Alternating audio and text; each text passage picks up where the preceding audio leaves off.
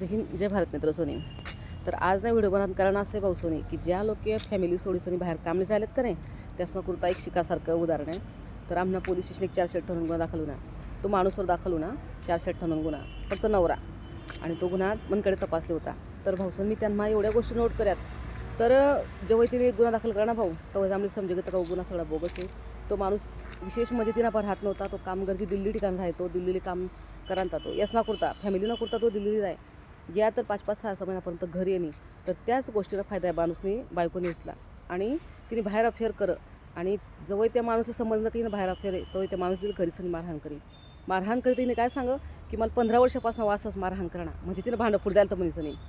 तर यांना कोल त्रास होणार भाऊ त्या माणूसचे त्रास होणार त्यांना पोरी बी घ्या पूर्ण संसार बी घ्या ती बाई बी घी आणि मानसिक त्रास त्या माणूसला होणार ते.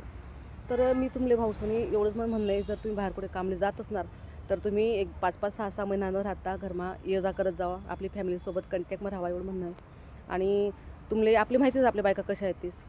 तर मी सगळ्याच म्हणत नाही कारण आपला ज्या डिपार्टमेंटला लोक येतं आर्मीला लोक येतात त्याच्या बायका बी 2-2-3-3 वर्ष राहतीस. कसं आहे एखादं मूड तिनंच खराब राहस एखादी मूळ जर नासकी राहीन भाऊ त्यापुढे काय पर्याय नाही. तर यांना माणसासले त्रास होस बायासं काही जात नाही.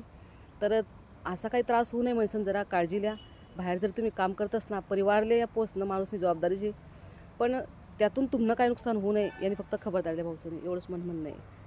जय हिंद जय भारत.